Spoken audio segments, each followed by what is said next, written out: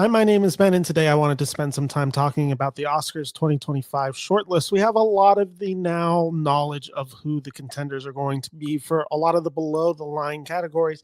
So we have some insight. We know which films have kind of crashed and burned. We know which films have missed out, and we can already start seeing some snubs coming this way. So I wanted to talk about that today. So without further ado, let's jump over to this press release that was released by the Academy Awards, posted Tuesday, December 17th. And this goes through the categories, 10 categories for the 97th.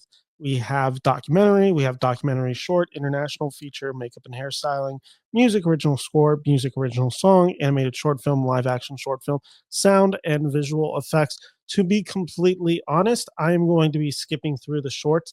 At this point, I really just don't know what to make of this category because we don't end up really seeing these shorts until the Academy has selected them, and then they do their theater run where they play all five back to back. That's how I always do the shorts. So for me, there's just nothing interesting to talk about with those categories. But essentially, what I did is I have all these notes right here, which I hope you can see.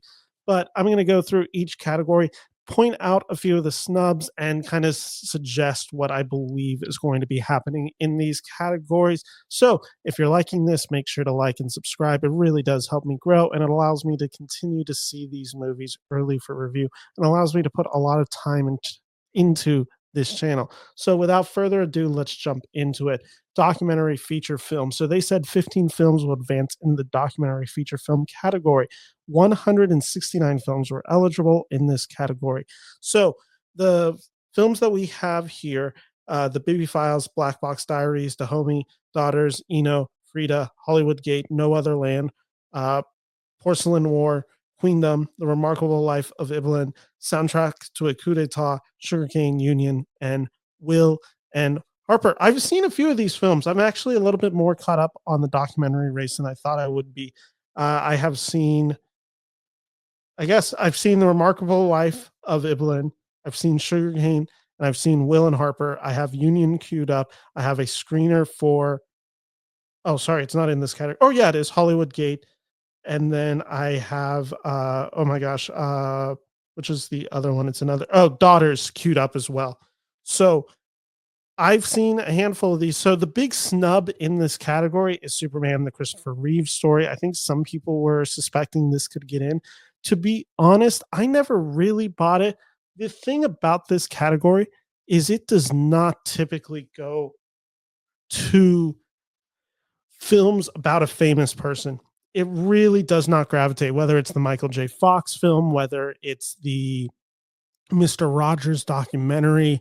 Like, they have really in history just continued to snub these performances slash films. I guess it's films, not performances, but they've continued to snub these left and right. So to see Superman, the Christopher Reeve story, not get in feels like the same thing that happened last year with Still. What then surprised me is that Will and Harper made it onto this short list. I was kind of expecting that this could go the same case, suggesting that maybe Will and Harper has a stronger case. However, it's still the question as day of, are they going to nominate it? Right now, I have two that I feel confident on. I think Daughters is going to be for sure. That's from Netflix. And then Sugarcane, which I haven't done a review for, but I did see it last week. It is a documentary that is following this native tribe.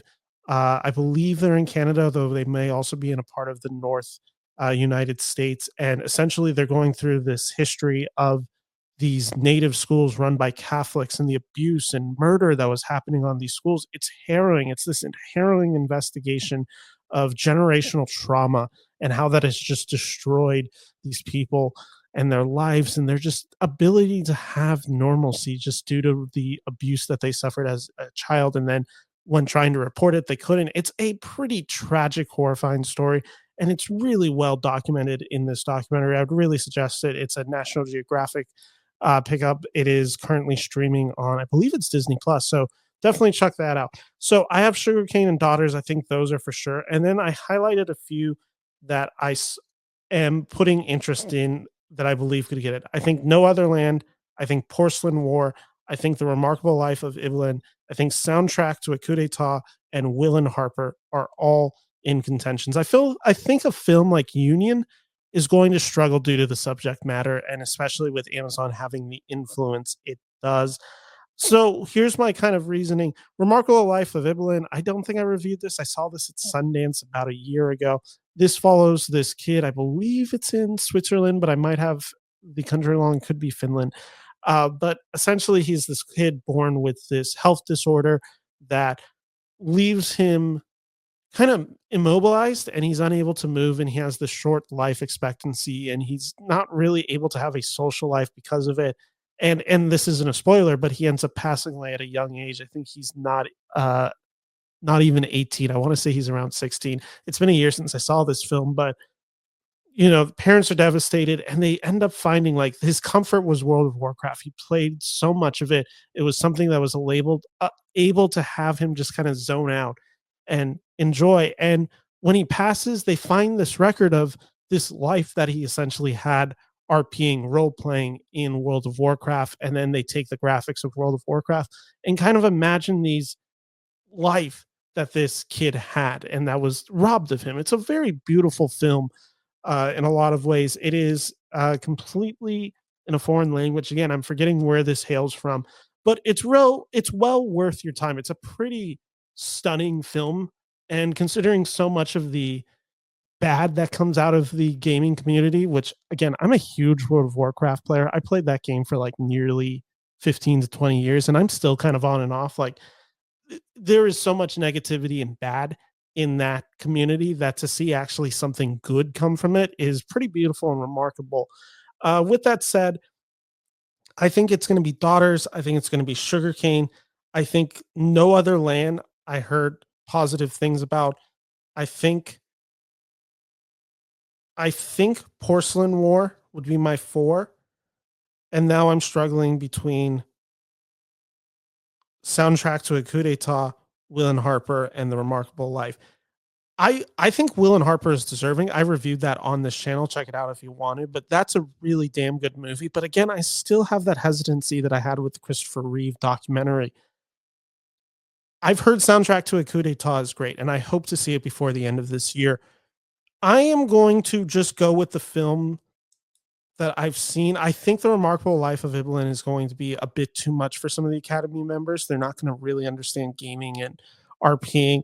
I'm going to say Will and Harper because I think that film is more than a biography that feels like a vanity project. You can always describe any film starring a celebrity in a documentary of vanity project. But then again, they didn't go for senior, which I think is kind of in the same realm as Will and Harper. I'm going to go sight unseen. I'm going to go Soundtrack to a Coup d'etat. So my five are Daughters, No Other Land, Porcelain War, Soundtrack to a Coup d'etat, and Sugarcane. Let's jump over, and we're going to skip the documentary short film. Let's jump over to the international feature film. 15 films will advance to the next round of voting in the international feature film category for the 97th Academy Awards. Films from 85 countries and regions were eligible in this category. Academy members from all branches were invited to participate in the preliminary round of voting and must have met a minimum viewing requirement to be eligible to vote. In the nomination round, Academy members from all branches are invited to opt to participate and must view all 15 shortlisted films to vote. The films listed in alphabetical order by country are, and let's just go through them. Brazil, I'm Still Here. Canada, Universal Language. The Czech Republic, Waves. Denmark, The Girl with the Needle. France, Emilia Perez. Germany, The Seed of the Sacred Fig. Iceland, Touch. Ireland, Kneecap. Italy, Vermiglio. Vermiglio? Tell me how it's supposed to be pronounced in the comment section. I forgot to look it up. Latvia, Flo. Norway, Armand. Palestine, From Ground Zero. Senegal, Dahomey. Thailand, How to Make Millions Before Grandma Dies. And United Kingdom's Santosh. So 3 of them are they're locks to me. Brazil, I'm Still Here. France, Emilia Perez. Germany, The Seed of the Sacred Fig. Now, I think there's a few that also have some interest. I can say that I got a screener for from Ground Zero, and I plan to be watching it this weekend if I have time. If not, it will be sometime next week. But I will be watching this. And I do hope to have a review out for that. That one might be a little bit too. Let's just say I don't know if the Academy is going to be ready for that, and especially due to some of the outrage that we saw last year with the Zone of Interest and Jonathan Glazer's speech. I heard a lot of positive things about Iceland, or Ireland and Kneecap. What I am leaning towards is I am going to go, and I saw Latvia Flow. I did see Flow a few nights ago, and I'll have a review up for that soon. I'll have it up Sunday. Oh God, I really don't know. What should I go in this category? I've heard a lot of positive things. I heard someone talking recently about the universal language being good. I've heard someone talking about how Kneecap is great. I've heard someone say How to Make a Millions Before Grandma Dies is a great film.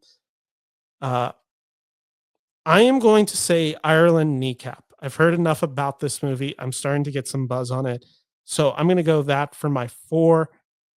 And then my 5, I am going to say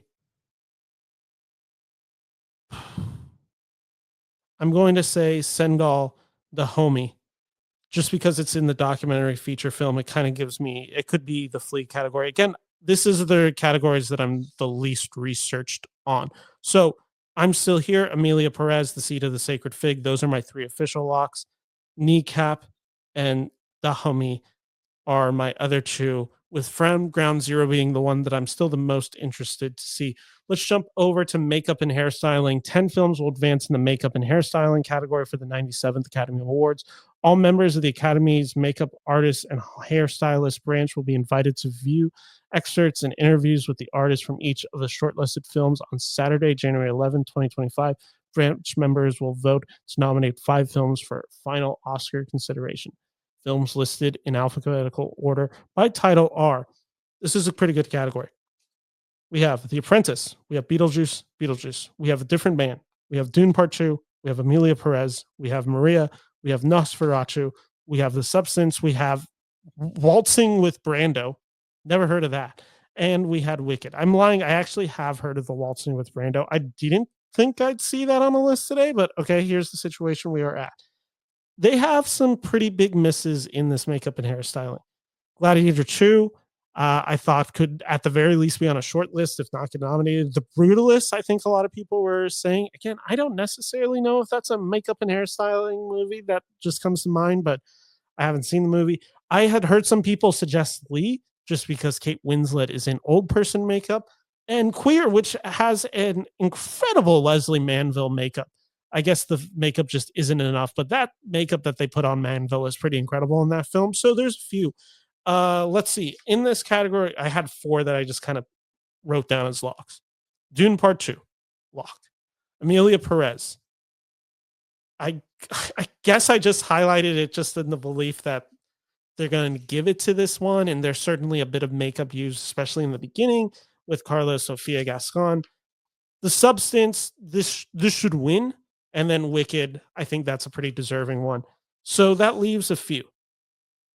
Now that we are left with, my instinct is telling me one of the 2 Sebastian Stan movies is going to take that 5th spot. I think A Different Man has more obvious prosthetics. I think The Apprentice, the way that they make Sebastian Stan transform into Trump is a pretty incredible feat. I am leaning A Different Man. I think that's where I'm leaning.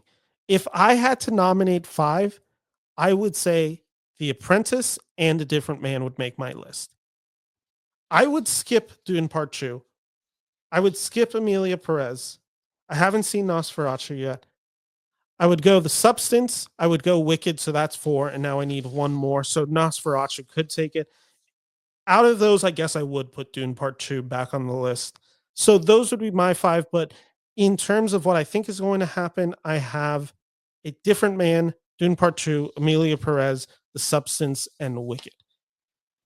Music original score 20 scores will advance in the original score category for the 97th Academy Award. 145 scores were eligible in this category. Members of the music branch vote to determine the shortlist, and the nominees. The scores listed in alphabetical order by film title are.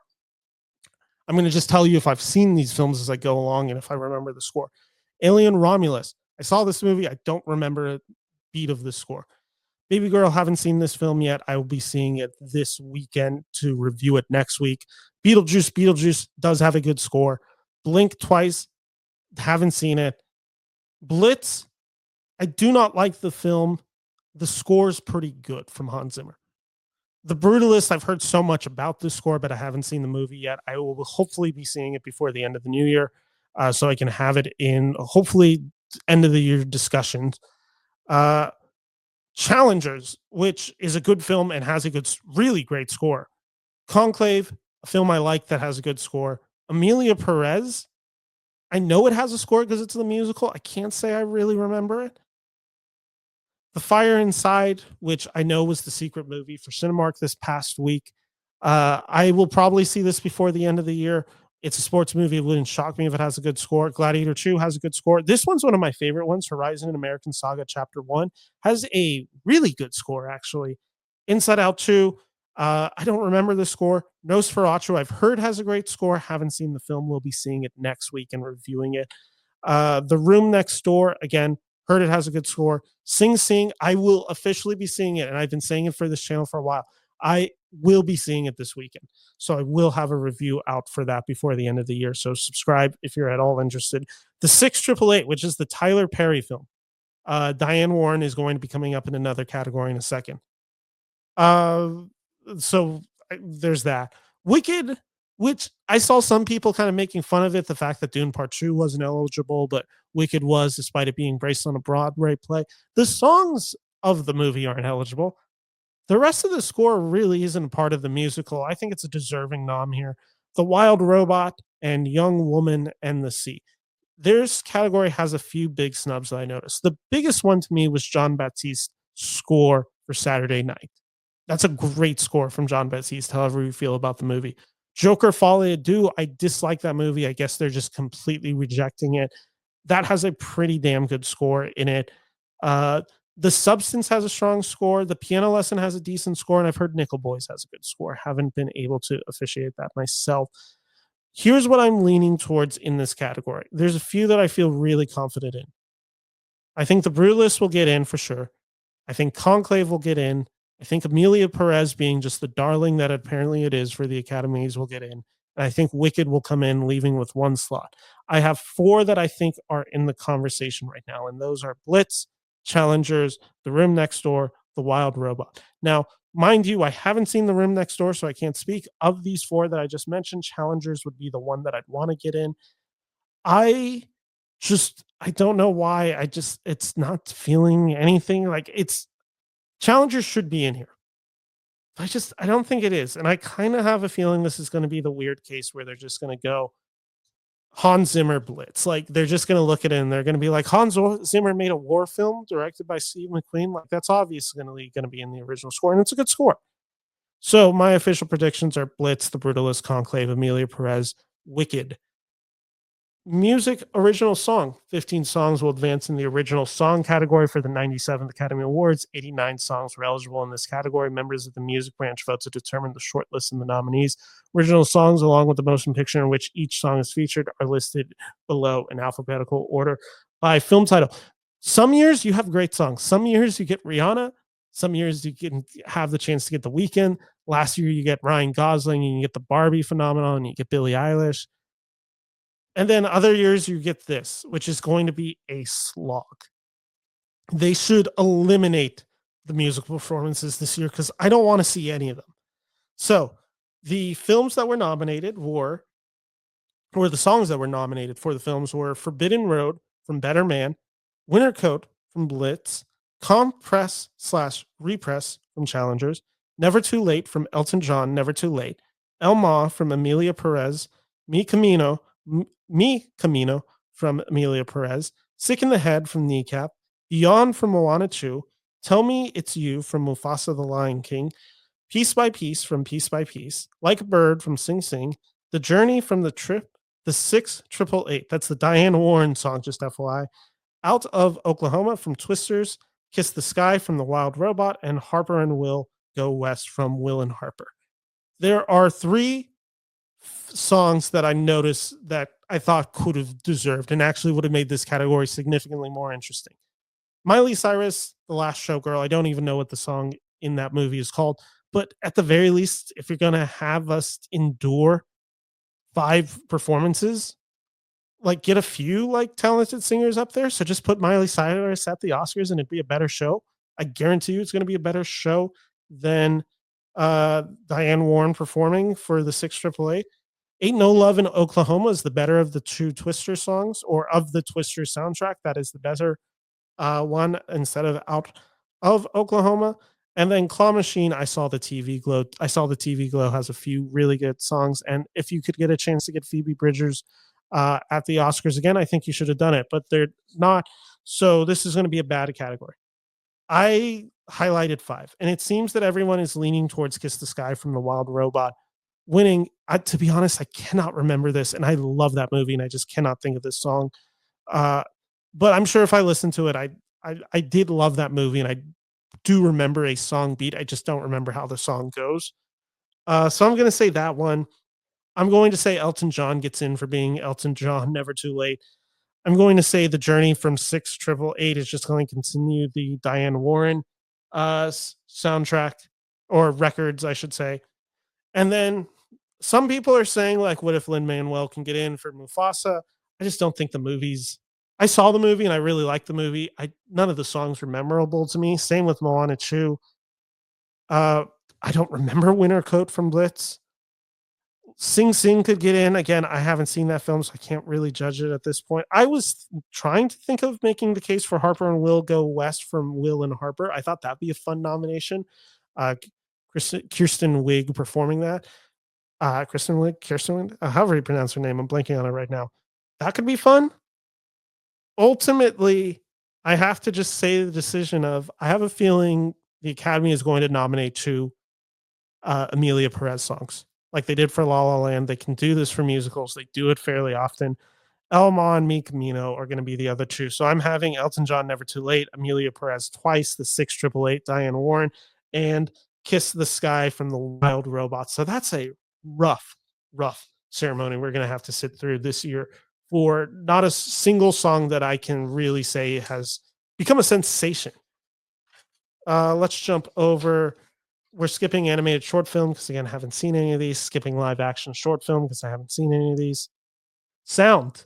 This one pissed me off. There's a few huge names that were not on here. 10 films will advance in the sound category for the 97th Academy Awards. All eligible members of the sound branch vote to determine the shortlist and the nominees. Academy members will be invited to view excerpts from each of the shortlisted films beginning Thursday, January 9th, 2025 in the San Francisco Bay Area, followed by London, Los Angeles, and New York on Saturday, January 11th. Branch members will vote to nominate 5 films for the final Oscars consideration. The films listed in alphabetical order by title are Alien Romulus, Blitz, A Complete Unknown, Deadpool and Wolverine, Dune Part 2, Emilia Perez, Gladiator 2, Joker, Folie, Deux, Wicked, and The Wild Robot.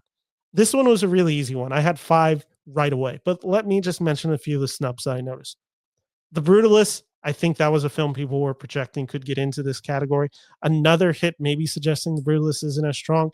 Twisters, which has really good sound. The Substance, which has really gross sound, and I just think people were kind of ignoring it for the horror of it, but it's really well used to sound. Furiosa, a Mad Max Saga, was one that I kind of wish got in here. And then Challengers is another one. And the biggest one to me is Civil War. Civil War should have actually won this category. Civil War has incredible sound, and the fact that it's just not here is bewildering to me. With that said, this was a really easy 5 for me. A Complete Unknown, Dune Part 2, Emilia Perez, Gladiator 2, Wicked. Some people would argue maybe not Gladiator 2. I don't believe Romulus will get in. I don't believe Blitz is a chance, I guess. Deadpool and Wolverine is out. The fact that Deadpool and Wolverine is over Civil War and Furiosa is absurd. Same with Twisters. Wild Robot again. I just kind of think Gladiator 2, you know, what happened last year with Napoleon. A lot of people were predicting Napoleon would just lay an egg and end up getting like 3 nominations. And I think one of them was in sound. So just kind of think Gladiator 2 is going to have a similar thing. Last category, visual effects.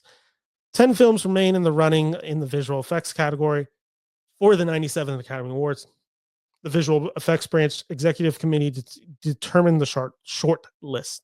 All members of the visual branch will be invited to view excerpts and interviews with the artists from each of the shortlisted films on Saturday, January 11, 2025. Branch members will vote to nominate 5 films for final Oscars consideration. The films listed in alphabetical order by title are Alien Romulus, Better Man, Civil War, Deadpool and Wolverine, Dune Part 2, Gladiator 2, Kingdom of the Planet of the Apes, Mufasa, The Lion King, Twisters, and Wicked. 3 visual effects that I instantly noticed were snubbed. Furiosa Mad Max Saga has great visual effects despite using more CGI. The Substance has great visual effects, and I think the Academy is still having this bias where they look at a prosthetic and they don't understand some of the visual effects going behind it. But that film has excellent visual effects. Godzilla X Kong: The New Empire has better effects than, I'm going to say it just definitively has better effects than Deadpool and Wolverine. Like it should at the very least be in this race. If Alien Romulus can make it, I think Godzilla X Kong: The New Empire is deserving of making it. I think those films generally look decent enough. So those are on the list. 3 that I instantly clocked as making it: Dune Part 2, Kingdom of the Planet of the Apes, Wicked. And then it left me with a few. I have a feeling Civil War out. Have a feeling Better Man out. I hope Deadpool and Wolverine, despite me liking that movie, is out. That leaves us with Alien Romulus, Gladiator 2, Mufasa, and Twisters. So we got to make, so we got to make 2 more. Dune Part 2, Kingdom, Wicked. I am leaning Gladiator 2 as my 4, leaving us with Alien Romulus, Mufasa, or Twisters. I think the Mufasa thing is the issue of we've already seen that. And I think this film uses visual effects much better than the 2019 version did. I think it just may be you've already done it. So I'm skeptical of Mufasa. So it's between Alien Romulus and Twisters for me. I personally think both actually have really good special effects. I think Twisters will get a nom here. That's my leaning. So I'm saying Dune Part 2, Gladiator 2, Kingdom of the Planet of the Apes, Twisters, and Wicked. Those are my 5 official predictions. So let's just cut back to me. That is this category. So I hope you all enjoyed this video. Let me know where you think I got right, what you think I got wrong. I'll be having reviews coming out literally for the next few days. So just to recap, Saturday, I will be having a review for the film Flow, which I ended up seeing a few days ago. Sunday, I'll be doing a documentary review of a sports documentary figure in Aaron Rodgers. What is it called? Aaron Rodgers Enigma. I will have that review out for NFL Sunday football action. Let's see what else. I know I have a review of Nosferatu coming out next week. I know a Complete Unknown I'll have that review. I know I'll have a Baby Girl review coming out. I know I'll have a Brutalist review coming out. All this coming out. And then at the end of the month, I'm going to be doing the best and worst films of 2024. And I have a best actor power ranking / tier list coming out soon. So if any of that sounds interesting to you, do me a huge favor and just do me a huge favor and help support this channel. Subscribe. That's what allows me to continue going to these screeners, to get options, to get chances to see these films, to review them for you. So thank you all for watching and supporting. And we'll be back tomorrow with a review of Flow, unless the schedule changes and maybe you'll get a different review.